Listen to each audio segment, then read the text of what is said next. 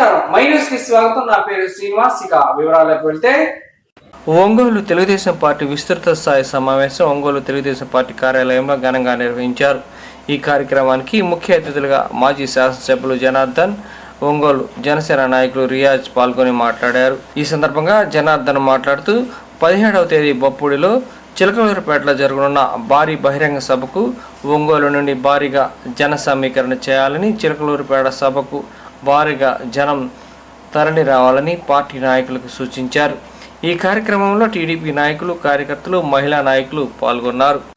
నారా చంద్రబాబు గారి నాయకత్వం వర్ధిల్లాలి, లోకేష్ బాబు గారి నాయకత్వం వర్ధిల్లాలి, దామచర్ల జనార్దన్ రావు గారి నాయకత్వం వర్ధిల్లాలి, దామచర్ల జనార్దన్ రావు గారి సైకిల్ గుర్తుకే మన ఓటు, దామచర్ల జనార్దన్ రావు గారి సైకిల్ గుర్తుకే మన ఓటు.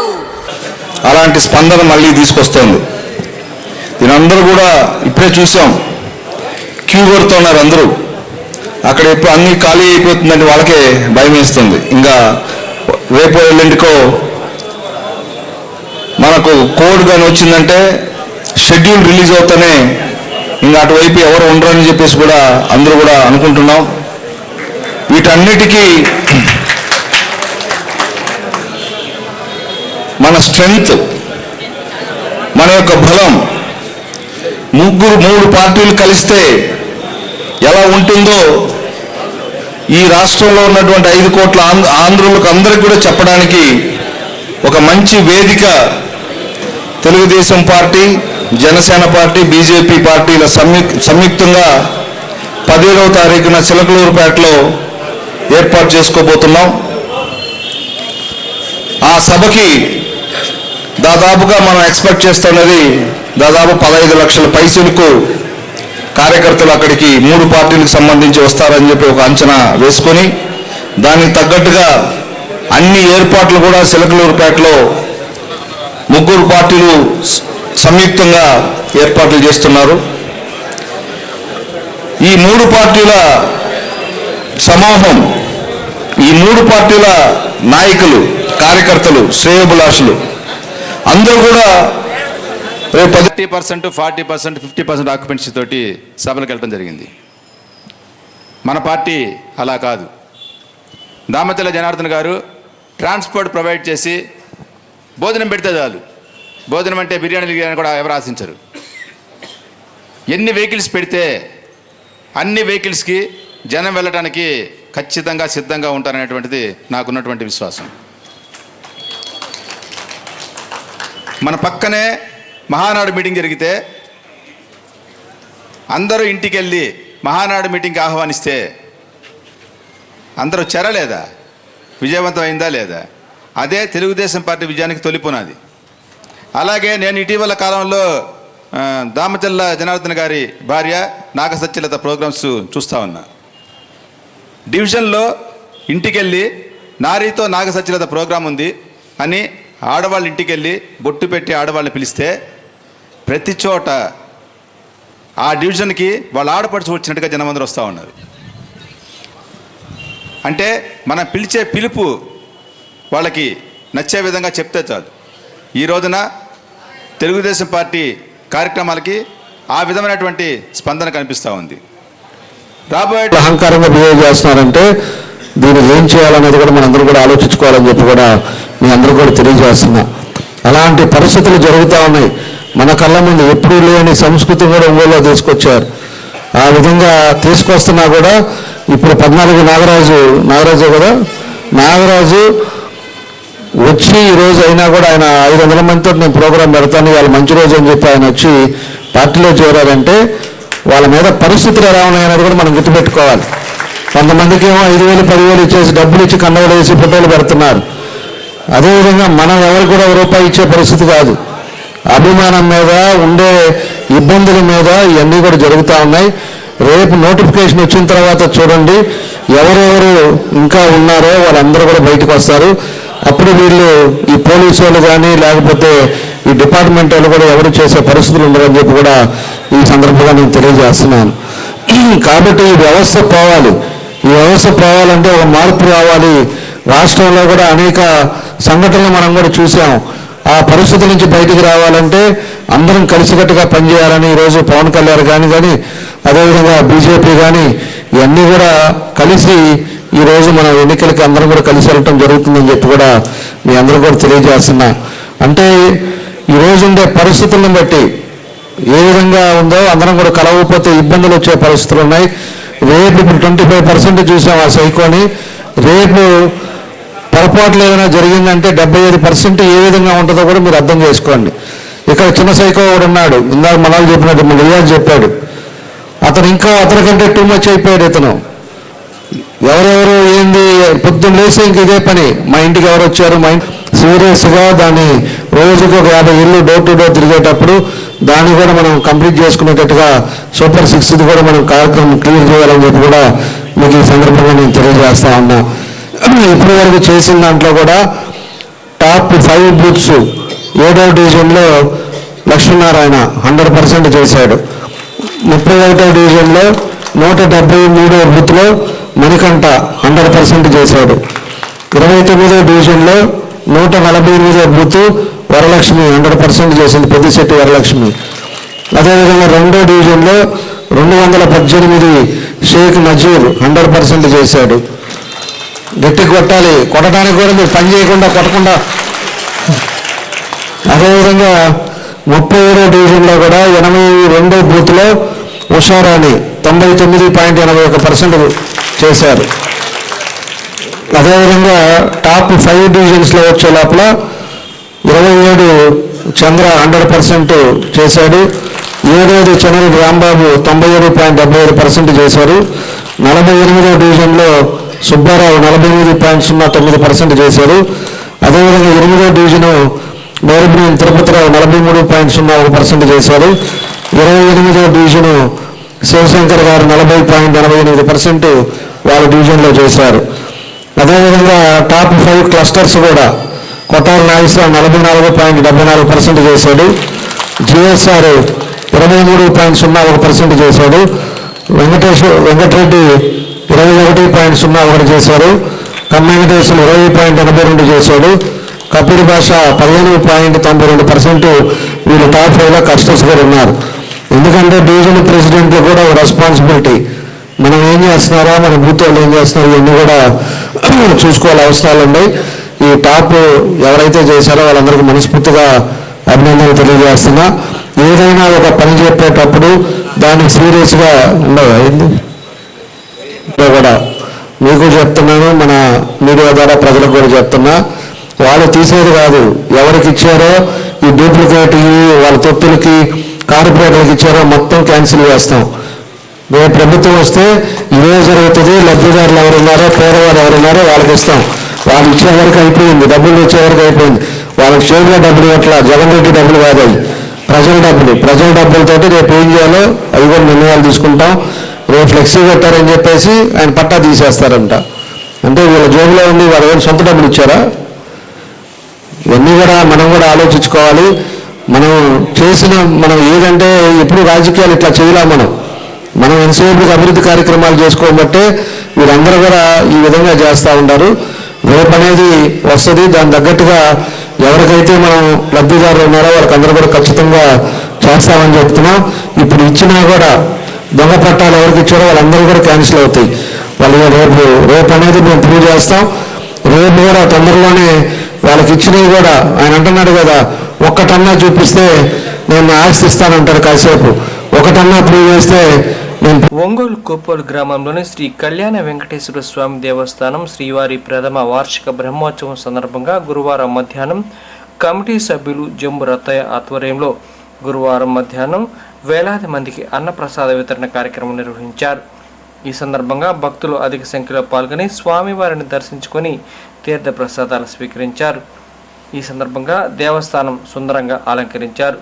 కమిటీ సభ్యులు మాట్లాడుతూ గురువారం ఉదయం నుండి శ్రీవారికి నిత్యార్చనలు, బాలభోగ నివేదన, తీర్థ ప్రసాద గోష్ఠి, చతురస్థానార్చనలు, నిత్య హోమము, సుదర్శన హోమము, మూలమంత్ర హోమములు, మహాపూర్ణాహుతి, కొట్టములు, చూడోత్సవము, వసంతోత్సవము, అవబృతము, చక్రస్నానం కార్యక్రమాలు నిర్వహించినట్టు తెలిపారు.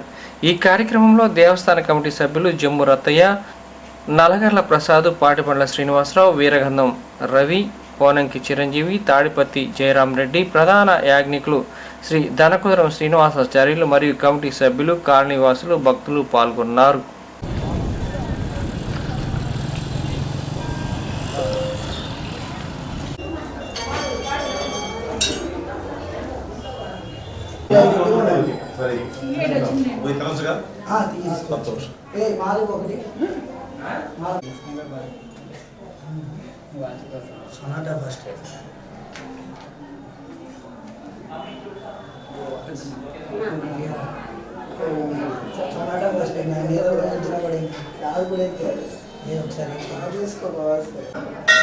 ఇక్కడ ఉన్నవాళ్ళకి తలాపులు పెట్టేసేస్తారా లేకపోతే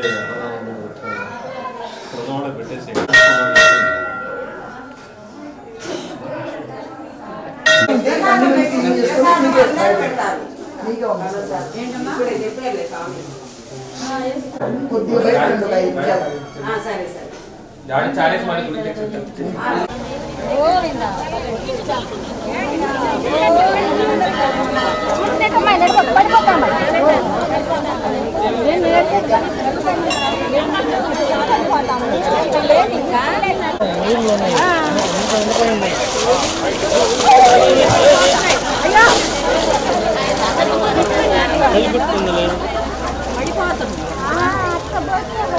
కూర్చొని పోసేస్తే సరిపోతుంది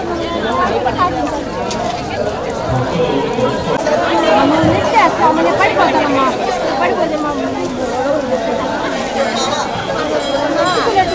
చూసి అయిపోయింది.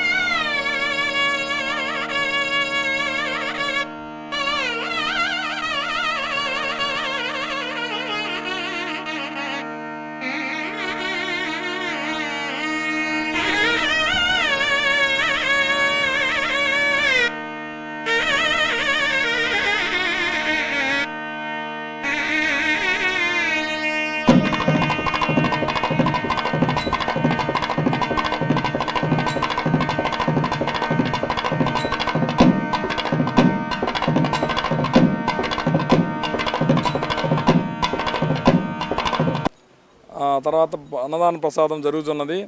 వేలాదిగా భక్తులు ఇచ్చేసి స్వామివారిని దర్శించుకొని మంచి జరగాలని కోరుకొని స్వామివారి ప్రసాదాన్ని తీసుకుని వెళ్తున్నందుకు ధన్యవాదాలు తెలియజేస్తున్నాం. ఈరోజు సాయంత్రం ధ్వజారోహణ కార్యక్రమం అంటే గరుడ సేవ నుంచి సాయంత్రం ప్రసాదం అందజేస్తారు. తర్వాత ఊంజల్ సేవ ఉంటుంది. దాంతో ఈరోజు ఈ సంవత్సరం బ్రహ్మోత్సవ కార్యక్రమాలు ముగిసి మళ్ళీ వచ్చే సంవత్సరం మంచిగా చేసుకోవడానికి ఆశగా ఎదురు చూడడానికి కోరుకుంటున్నాం. ప్రజానీకానికి ఒకటే నేను చెప్పేది, 9 సంవత్సరాల నుంచి కష్టపడితే ఇవాళ ప్రథమ వార్షికోత్సవం లాస్ట్ రోజు అయింది. ప్రథమ వార్షికోత్సవం లాస్ట్ రోజు అయింది. అయినా కూడా ప్రజానీకం బాగా అమితంగా, ఇంకా ఒంగోలు టౌన్ నుంచి కూడా ఎక్కువ మంది వచ్చారు. చుట్టుపక్కల ఇది వార్డుల నుంచి కాకుండా కూడా చుట్టుపక్కల నుంచి ఇది కాకుండా టౌన్ నుంచి కూడా ఎక్కువ మంది వచ్చారు. బాగా ఆదరిస్తున్నారు మా కళ్యాణ వెంకటేశ్వరరావు స్వామిని. వచ్చే సంవత్సరం ఇంతకన్నా ఇంకా దివ్యంగా చేయాలని చెప్పిన మా కోరిక. ఇవాళ ఆఖరి రోజు 11వ తారీఖు ఊరేగింపు కూడా భారీగా జరిగింది. అది అందరూ పబ్లిక్కి తెలుసు. ఈయన వచ్చిన ప్రజానీకాన్ని అందరికీ నా తరపు నుంచి పాదాభివందనాలు. ఉప్పోలు గ్రామంలో విచ్చేసి ఉన్నటువంటి శ్రీ కళ్యాణ వెంకటేశ్వర స్వామి గారి ప్రథమ వార్షికోత్సవ సందర్భంగా 11వ తారీఖు నుంచి 14వ తారీఖు వరకు స్వామివారి పూజా కార్యక్రమాలు శ్రీ కళ్యాణ వెంకటేశ్వర స్వామి దేవస్థాన కమిటీ వారు చాలా గొప్పగా నిర్వహించారు. ఈరోజు 14వ తారీఖు దాతలు, భక్తులు, గ్రామ ప్రజల సహాయ సహకారాలతోటి 4,000 మందికి పైగా అన్నదాన కార్యక్రమాన్ని నిర్వహించడం జరిగింది. ఈ కార్యక్రమంలో గ్రామంలోని ప్రజలు, చుట్టుపక్కల పరిసర గ్రామాల ప్రజలు, ఒంగోలు పట్టణ ప్రజలు విరివిగా పాల్గొని స్వామివారి తీర్థ ప్రసాదాలని స్వీకరించారు. చాలా ఆనందంగా ఉంది. ఇదే విధంగా ప్రతి సంవత్సరం గొప్పగా చేసే విధంగా స్వామివారు మా ఆ శక్తిని కల్పించాలని చెప్పి ఆ స్వామివారిని కోరుకుంటూ, అదేవిధంగా ప్రత్యేకంగా ఇక్కడికి వచ్చినటువంటి ఎలక్ట్రానిక్స్ మీడియా, ప్రింట్ మీడియా వారికి ప్రత్యేకంగా ధన్యవాదాలు తెలియజేసుకుంటున్నాం. ఎందుకనగా ఈ దేవస్థానం యొక్క అభివృద్ధి కార్యక్రమాలని భక్తుల దృష్టికి, ప్రజల దృష్టికి తీసుకెళ్తున్నందుకు, దేవాదాయ అభివృద్ధికి భాగమైనందుకు ఎలక్ట్రానిక్స్, ప్రింట్ మీడియా ప్రతినిధులందరికీ మా ప్రత్యేకమైన ధన్యవాదాలు తెలియజేస్తూ ఓం నమో వెంకటేశాయ. ప్రకాశం జిల్లా చిరంజీవి యువత ఉమ్మడి ప్రకాశం జిల్లా అధ్యక్షులు అడుసుమల్లి వెంకటరావు ఆధ్వర్యంలో జనసేన ఆవిర్భావ దినోత్సవ కార్యక్రమం ఘనంగా నిర్వహించారు. ఈ సందర్భంగా ఒంగోలు అద్దంకి బస్టాండ్లో ఏర్పాటు చేసిన కేక్ కటింగ్ కార్యక్రమంలో ముఖ్య అతిథులుగా మాజీ శాసనసభ్యులు, తెలుగుదేశం పార్టీ రాష్ట్ర ఉపాధ్యక్షులు దామచల జనార్దన్, షేక్ రియాజ్ హాజరై కేక్ కట్ చేసి శుభాకాంక్షలు తెలియజేశారు. ఈ కార్యక్రమంలో కార్పొరేటర్ మల్గా రమేష్, తెలగశెట్టి సుబ్బారావు, మెట్టు సుబ్బయ్య నాయుడు, నున్న జానకిరామ్, పాపిశెట్టి సంతోష్ రెడ్డి, రాజేష్, కళ్యాణ్ ముత్యాల, జనసేన పార్టీ నాయకులు, కార్యకర్తలు పాల్గొన్నారు.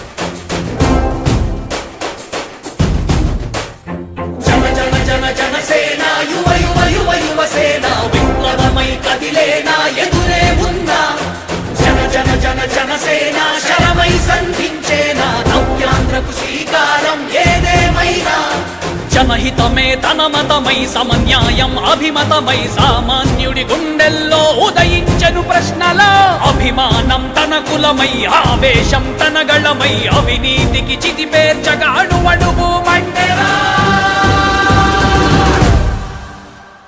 జన జన జన జనసేన యువ యువ యువ యువ సేన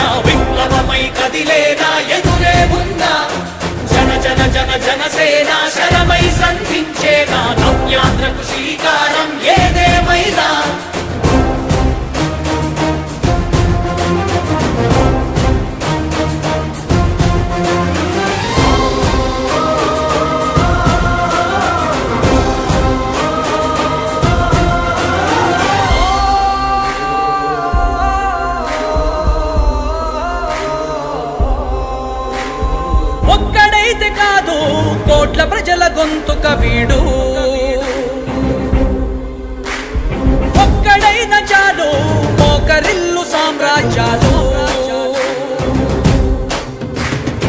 ఆంధ్రదేశ భవిష్యత్తుకు దిక్కువైనావురా ఆడబిడ్డలందరికీ అన్నవయ్యావురా నమ్ముకున్న నవతరాన్ని వేలు పట్టి నడిపించే నాయకుడై కాపు కాయరా జనసేనాని తొలగించు ఆంధ్ర రాష్ట్రంలో రాక్షస రాజ్యాన్ని జనసేనాని స్థాపించు ఆంధ్ర రాష్ట్రంలో రామరాజ్యాన్ని జనసేన యువ యువ యువ యువసేన విప్లవమై కదిలేనా ఎదురే ఉన్నా జనసేన శరమై సంధించేనా నవ్యాంధ్రకు శ్రీకారం ఏదేమైనా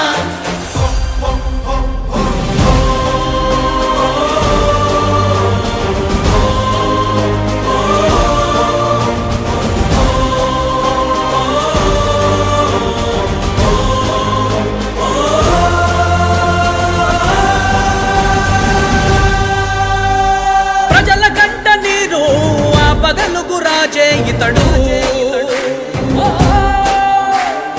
ఓటు వేసి చూడు ప్రాణమిచ్చి నిలబడతాడు ఆత్మయువత ఆకాంక్షల సారథివయ్యావురా అన్నదాతలందరికీ ఆత్ముడవయ్యావురా కమ్ముకున్న చీకట్లను చీల్చే వజ్రాయుధమై రాష్ట్రను తుటిరా. జనసేన పార్టీ నాయకులు కార్యకర్తలందరికీ కూడా వీర మహిళలందరికీ కూడా ముందుగా అభినందనలు తెలియజేస్తూ 10 సంవత్సరాలు పూర్తయింది జనసేన పార్టీ ఆవిర్భవించి ఈరోజు 11వ సంవత్సరంలో అడుగుపెట్టబోయింది.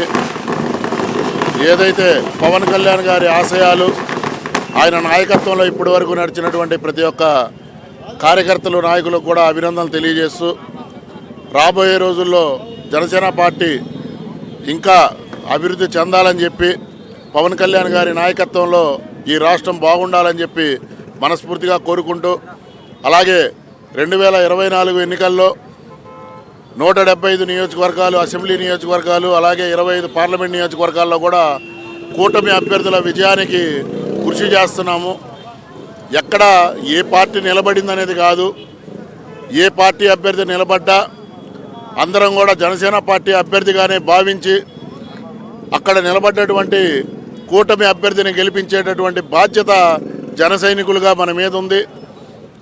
ఆ యొక్క అభ్యర్థి బాధ్యతను మనందరం కూడా మన భుజస్కంధాలపై వేసుకొని పవన్ కళ్యాణ్ గారి నాయకత్వాన్ని ఏదైతే ఆయన ఇప్పటి ఆవిర్భావ సభలో చెప్పారో వ్యతిరేకత ఓటు చీలనివ్వరని ఆ మాట కట్టుబడి నాయకుడు తీసుకున్నటువంటి నిర్ణయాన్ని మనందరం కూడా స్వాగతిస్తూ బీజేపీ తెలుగుదేశం జనసేన పార్టీ ఉమ్మడి అభ్యర్థుల్ని అందరినీ కూడా గెలిపించేటటువంటి బాధ్యత మనందరం తీసుకుని అఖండమైనటువంటి మెజార్టీ తీసుకొని వెళ్ళి పవన్ కళ్యాణ్ గారికి చంద్రబాబు నాయుడికి అలాగే మోడీ గారికి ముగ్గురికి కూడా బహుమతిగా ఇవ్వాలని చెప్పి పిలుపునిస్తున్నాను.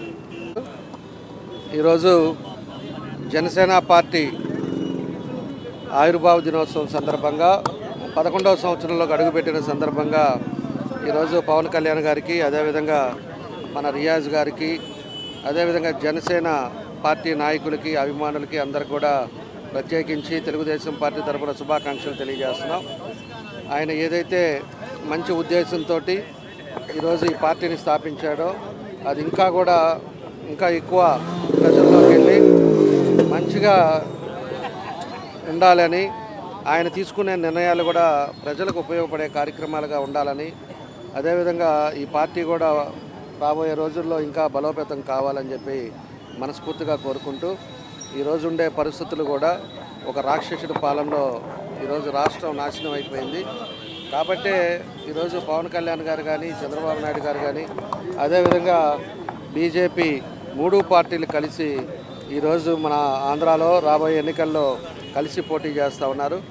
తప్పకుండా అందరినీ కూడా ప్రతి ఒక్కరు ఎవరైతే 3 పార్టీల తరపున నిలబడ్డారో అందరూ కూడా మంచి మెజారిటీతో విజయం సాధించి తప్పకుండా గవర్నమెంట్ ఫామ్ అయ్యి ఒక సమర్థవంతమైన నాయకుడు మళ్ళా చంద్రబాబు నాయుడు గారి పరిపాలనలో ప్రజలకి ఎక్కడ ఇబ్బంది లేకుండా పాత ఏదైతే డెవలప్మెంట్లు ఆగిపోయినాయో ఇవన్నీ కూడా వీళ్ళందరూ కూడా కలిసి మళ్ళా ప్రజలకి అన్ని విధాలుగా కూడా అండగా ఉండాల్సిన బాధ్యతలు ఉన్నాయి. కాబట్టి ప్రజలందరూ కూడా పరిస్థితులను కూడా చేసుకోండి. 14, 19లో ఎలా ఉంది, అదేవిధంగా ఈ 19, 24లో ఎలా ఉందో కూడా ఇవన్నీ కూడా గమనించుకొని తప్పకుండా మీ అందరూ కూడా సహకరించి ఈ పార్టీకి ఎవరైతే నిలబడ్డారో ఈ 3 పార్టీల తరఫున వాళ్ళందరినీ కూడా గెలిపించాలని చెప్పి కూడా ఈ సందర్భంగా మేము తెలియజేస్తూ, మరోసారి జనసేన ఎవరైతే ఈరోజు ఆవిర్భావం దినోత్సవం సందర్భంగా జనసేన కుటుంబ సభ్యులందరికీ కూడా మనస్ఫూర్తిగా నా అభినందనలు తెలియజేస్తున్నాను. ముందుగా జనసేన పార్టీ 11వ ఆవిర్భావ దినోత్సవ శుభాకాంక్షలు. ఈరోజు గత 10 సంవత్సరాల్లో పోలిస్తే ఈరోజు ఒక కొత్త నూతన వరవడికి శ్రీకారం చుట్టారు మా అధ్యక్షులు వారు పవన్ కళ్యాణ్ గారు. ఎందుకంటే ఎలక్షన్ టైంలో ఈరోజు ఇంకా 40 రోజుల్లో ఎలక్షన్ సమీపిస్తూ ఉన్నాయి. ఈరోజు 3 కూటమితోటి బీజేపీ, తెలుగుదేశం, జనసేన కూటమితోటి త్వరలోనే 40 రోజుల ఎన్నికలకు వెళ్ళకపోతూ ఉన్నాం.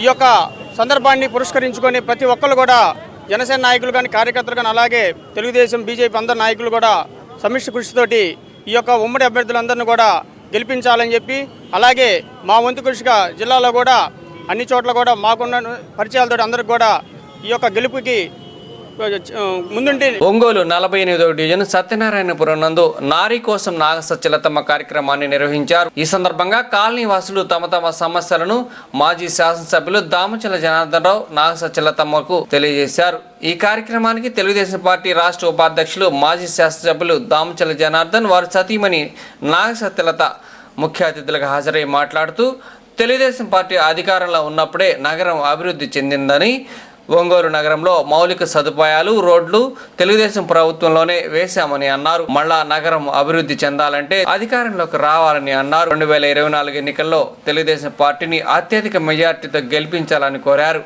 ఈ కార్యక్రమంలో 48వ డివిజన్ అధ్యక్షులు పాదర్తి సుబ్బారావు మరియు కమిటీ సభ్యులు, తెలుగుదేశం పార్టీ నాయకులు, కార్యకర్తలు భారీగా హాజరయ్యారు.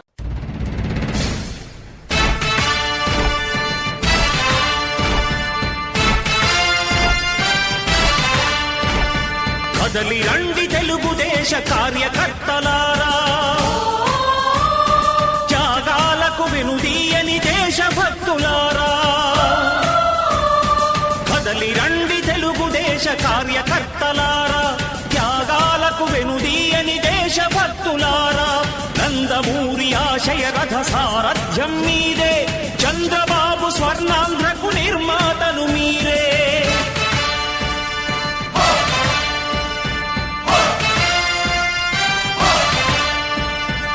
కదలి రండి తెలుగుదేశ కార్యకర్తలారా, త్యాగాలకు వెనుదీయని దేశభక్తులారా.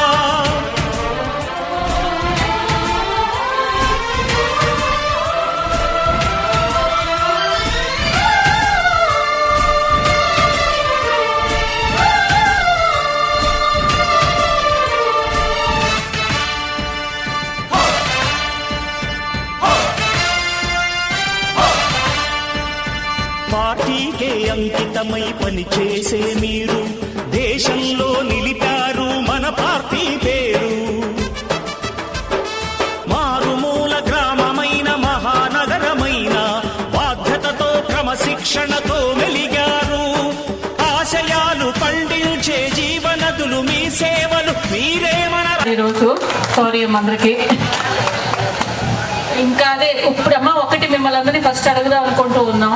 ఒకటి, మీరంతా ఇక్కడ ఎంత గ్యాదర్ అయ్యారు, మనందరూ మనం టీడీపీ పార్టీని గెలిపించుకోవడానికి వచ్చున్నాం ఇక్కడంతాను. ఒకటి మీరందరూ ముందుగా చెప్పవలసింది ఏంటంటే అమ్మా, చూస్తూ ఉన్నారు 2014 నుంచి 19 వరకు మన ఒంగోలు ఎలా ఉంది, 19 నుంచి 24 వరకు ఒంగోలు ఎలా ఉంది, టీడీపీ గవర్నమెంట్ ఎలా ఉంది, ఇప్పుడు వైఎస్ఆర్ గవర్నమెంట్ ఎలా ఉంది, మీరందరూ దీంట్లో తేడా తెలుస్తుందాం అందరికీ. ఎవరైనా దాని గురించి ఏమైనా చెప్పాలనుకుంటున్నారా? పోనీ ఏది కూడా అడ్డం తిరిగి మాట్లాడతారు ప్రతి ఒక్కరు. ఇక్కడ రాజకీయంగా వైఎస్ఆర్ పార్టీ వచ్చిన తర్వాత చాలా నష్టపోయాం మేము. నాకు తెలిసినంత వరకు ఇక్కడ అన్యాయమే జరుగుతుంది. మీరు వస్తేనే ఇక్కడ డెవలప్ జరిగిద్ది. థ్యాంక్ యూ అమ్మా. Thank you very much. ఏంటమ్మా సంక్షేమ పథకాలంటే ఏంటి?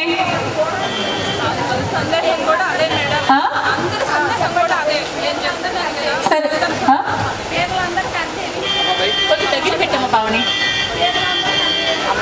సంక్షేమ పథకాలు. అభివృద్ధి అంటే ఏంటి? డెవలప్మెంట్. సంక్షేమానికి అభివృద్ధికి తేడా? కంపెనీలు పడితే పర్లేదమ్మా, ఒక్కసారి ఆలోచించండి. ఇంకెవరికి చెప్తారు మన సంక్షేమమ్మా? అప్పు తీసుకొస్తున్నారు. కరెక్ట్. అంటే మీలో ఉన్న కాబట్టి చెప్పింది కరెక్ట్, అవునా కదా? ఇప్పుడు జరుగుతుంది ఏంటంటే సంక్షేమ పథకాలు, సంక్షేమం చేస్తున్నారు.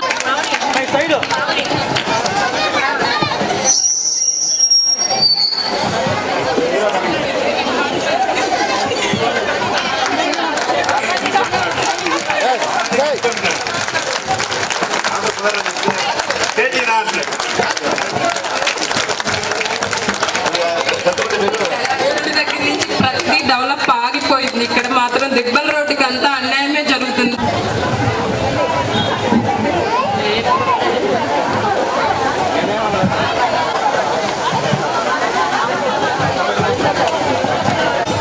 నాకు కాళ్ళు ఆపరేషన్ అయ్యి నేను ఏ పని చేసుకోలేకపోతున్నాను. కనీసం మందులు కూడా డబ్బులు లేకుండా చాలా ఇబ్బంది పడుతున్నాను.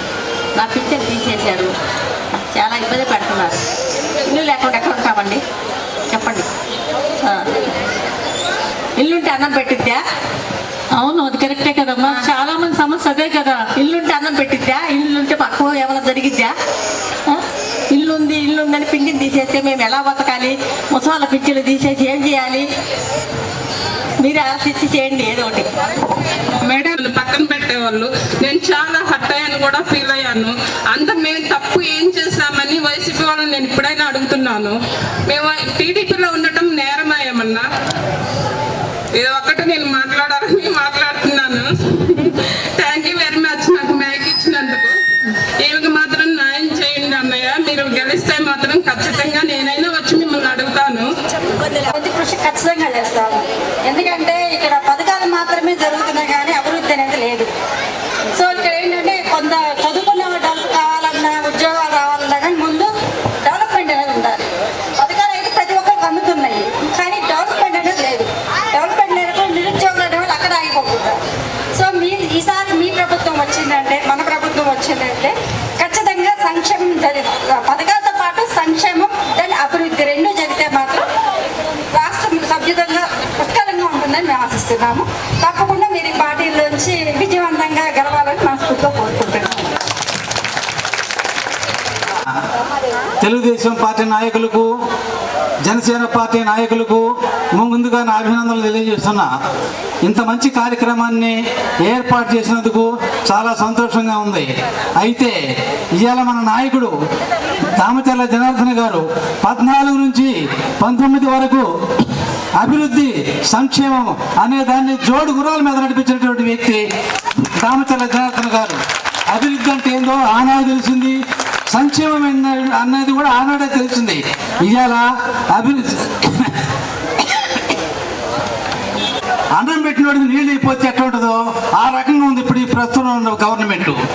ఆనాడు అభివృద్ధి అంటే ఏందో తెలిసింది జనాలకి, సంక్షేమం అంటే కూడా ఏదో తెలిసింది. అభివృద్ధి సంక్షేమం జోడుగురాల మీద నడిచినప్పుడు ప్రతి కార్మికుడికి, ప్రతి ఆఫీసర్కి, ప్రతి వాళ్ళకి నిత్యం పని ఉండేది. నేను కాంట్రాక్టర్గా చెబుతున్నా, మాకేదైనా ఒక టెండర్ వస్తే కూలీలు దొరికేవాళ్ళు కాదు, అంటే అంత బిజీగా ఉండేది. వ్యాపారస్తులు బాగుపడ్డారు. సాయంత్రానికి మేము ఎనికిడి పడేవాళ్ళం ఆఫీసర్లు మేము బిల్లులు చేయమని. ఇలా అటువంటి పరిస్థితులు లేవు. నేను చెప్తున్నా, అభివృద్ధి సంక్షేమం అనేది ప్రజలకు ఇయ్యాలి తెలిసి వస్తుంది. మేము చెప్పిందే చేస్తాం అనేటువంటి నాయకులు ఇలా పోతరాజు కాలువ సంగతి పరిస్థితి ఏంది? సాయంత్రం అయ్యేటప్పటికి భార్యాభర్తలు ఇంట్లో ఏదైనా వాళ్ళ నోట్లో మాట చెప్పుకోవాలని ఉంటే, పెద్దవాళ్ళు ఉంటారని, పిల్లలు ఉంటారని బయటకు వచ్చి కూర్చొని వాళ్ళు మాట్లాడుకోవాలని ఉంటే నోట్లో గేయలిపోతున్నాయి. వాళ్ళు ఏం చేస్తున్నారు? ఆ గాంధీనగర్ గాంధీ పార్కు పోతున్నారు. ఏందయ్యా పోతున్నారు? ఒక గంట కూర్చొని మేము మాట్లాడుకొని వస్తామయ్యా, ఇంటి ముందర కూర్చొని మాట్లాడుకునే పరిస్థితి మాకు కనపడలేదు అని అంటున్నారు. మరి ఎన్నికలకి 2 నెలల ముందు ప్రజలకు పట్టాలు ఇవ్వాలనే ఆలోచన వచ్చినప్పుడు 5 ఏళ్ల నుంచి ఆ పోతరాజు కాలువ సంగతి ఎందుకు పట్టించుకోలేదు? అంటే ఇవాళ పట్టాలు ఇస్తే 25,000 మంది పట్టాలు. చాలా సంతోషం. ఈరోజు 48వ డివిజన్లో ఈరోజు మహిళలంతా, ఎందుకంటే తిరుగుతూ ఉంది అన్ని డివిజన్స్లో మహిళలతో మాట్లాడి మహిళల్లో కష్ట నష్టాలు తెలుసుకుంటా ఎందుకంటే మేము వస్తే ఏదో మీటింగ్లు చెప్పేసి వెళ్ళిపోతుంటాం. మహిళలు అయితే రియల్గా ఇంట్లో ఉండేవాళ్ళు, అక్కడ ఉండే వాతావరణం, సమస్యలు ఏదైతే ఉన్నాయో అవన్నీ కూడా తెలిసిన వ్యక్తులు కాబట్టి మహిళలతోటి ఇట్లా ముఖాముఖి కార్యక్రమం పెట్టుకోవటం, అక్కడ ఉండే సమస్యలు ఏమున్నాయో అనేది తెలుసుకోవటం, ఇలాంటి కార్యక్రమాలు కూడా పెడతా ఉంది. దాని సందర్భంగా ఈరోజు 48వ డివిజన్లో మీ అందరూ వచ్చినందుకు మనస్ఫూర్తిగా పేరు పేరున నా నమస్కారాలు, ధన్యవాదాలు తెలియజేస్తున్నాను. అలాగే 14, 19లో మనం అందరం కూడా ఎవరు వచ్చి అడిగినా అడగకపోయినా ఎక్కడ ఏం చేస్తే బాగుంటుంది, ఎక్కడ ప్రజలు సఫర్ అవుతున్నారో అవన్నీ కూడా కార్యక్రమాలు చూసి ఆ రోజుండే పరిస్థితుల్లో మన నియోజకవర్గంలో కూడా అభివృద్ధి కార్యక్రమాలు చేశాం. అదేవిధంగా ఎప్పటి నుంచో పెద్ద పల్లెటూరు మాదిరి ఉండేది మంది, మీ అందరికి కూడా తెలుసు. ఎక్కడంటే అక్కడ చెత్త ఉండటం, నీళ్లు సరిగ్గా లేకపోవటం, వర్షం పడితే నీళ్లు విపరీతంగా ఇళ్లలోకి వచ్చేయటం, అదేవిధంగా చెత్త తీసేదానికి కూడా లేకుండా పోవటం, ఇలాంటివన్నీ కూడా ఉండేది. మనం వచ్చిన తర్వాతే డంపింగ్ యార్డ్ తీసుకొచ్చి మొత్తం చెత్త అంతా తీపిచ్చాం. మంచినీళ్ళు కూడా స్ట్రీమ్ లైన్ చేసి ఆ రోజు 9 గంటల లోపల మంచినీళ్ళు వచ్చేటట్టు చేశాం. అదేవిధంగా ప్రతిరోజు మంచినీళ్ళు ఇవ్వాలని చెప్పే ఉద్దేశంతో కూడా ఆ రోజు 125 కోట్లతోటి అమృత్ స్కీమ్లు కూడా తీసుకొచ్చిన తర్వాత లాస్ట్లో 2 కిలోమీటర్లు ఆగింది. అది ఇప్పుడు అలానే ఉంది. లేకపోతే శ్రీలంక వెళ్ళాల్సి వస్తుంది. ఆయన ఏడో ప్యాకెట్ ఆడుకుంటా ఉండో, క్యాష్ను ఆడుకుంటా ఉంటే ఆడకపోయి మాకు పని చేయమని అడిగే పరిస్థితులు వస్తాయి. ఇవన్నీ గుర్తుపెట్టుకోండి అని నేను చెప్పింది కాదు. ఎందుకంటే ఎదుటి మనిషిని మనం మాట్లాడకూడదు, మాకు అంటే సంస్కారాలు ఉంటాయి. ఆయనే చెప్పుకున్నాడు, క్వశ్చన్ ఆయనే, ఆన్సర్ ఆయనే. నేను ప్యాకెట్ ఆడుతుంటాను, క్యాష్ను పోయి ఆడుతుంటానని ఆయనే చెప్పాడు. మనం అందరం కూడా తెలిసిన విషయాలు. అలాంటి ఆడుకునే వాళ్ళు కావాలో, లేకపోతే మీకు ఎప్పుడు అందుబాటులో ఉండేసి మీరు చెప్పకముందే మీ రోడ్లు కానీ, డ్రైన్లు కానీ, మీకు మంచినీళ్ళు కానీ, మీకు పెన్షన్ ఇందాక పెద్ద బాధపడుతూ ఉంది.